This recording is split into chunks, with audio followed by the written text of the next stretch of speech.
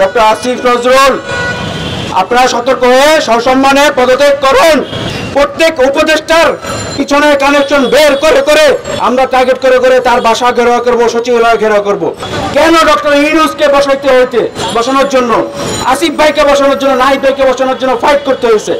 আমার মাকে জঙ্গির মা বলা হচ্ছে, আমাদের উপরে আক্রমণ, আমাকে আহত করা হলো, চিকিৎসা পেলাম না।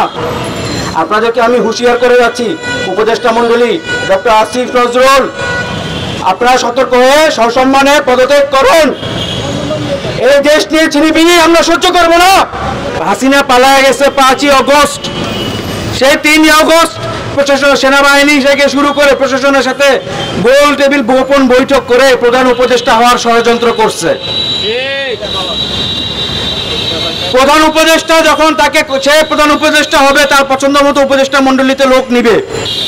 যখন 5ই আগস্ট আমাদের বৈষম্য বিরোধী ছাত্র আন্দোলনের যে সমন্বয়ক ভাইরা, তাদেরকে ছাড়াই তারা উপদেষ্টা মণ্ডলী গঠন করেছিল।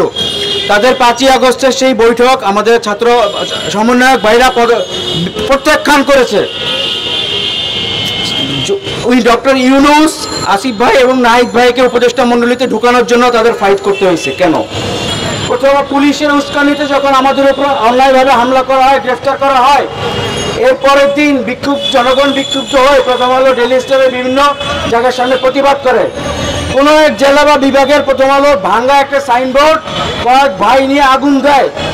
সেটাকে প্রথম আলো ম্যানিপুলেটিভ মিডিয়া, তারা বলে যে প্রথম আলোর অফিসে নাকি ভাঙচুর করা হয়েছে।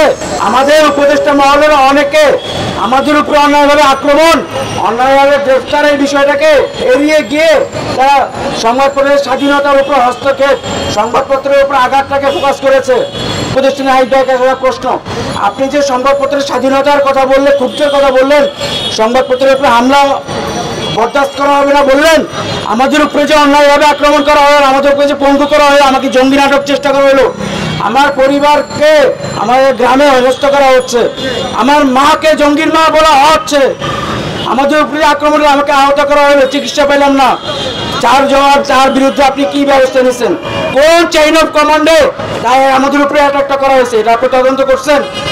বাংলাদেশে আইন শৃঙ্খলা বজায় রাখার বিষয়ে কি করছেন?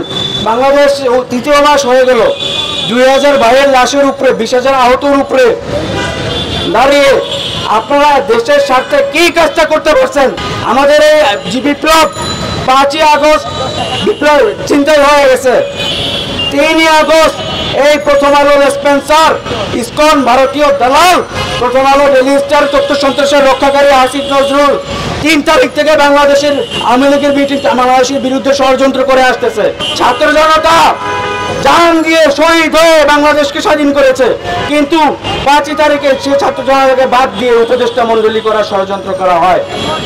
কেন? যারা স্বাধীন করলো তাদেরকে বাদ দিয়ে উপদেষ্টা করা হয়েছে। কেন ডক্টর ইউনূসকে বসানোর জন্য, আসিফ ভাইকে বসানোর জন্য, নাহিদ ভাইকে বসানোর জন্য ফাইট করতে হয়েছে?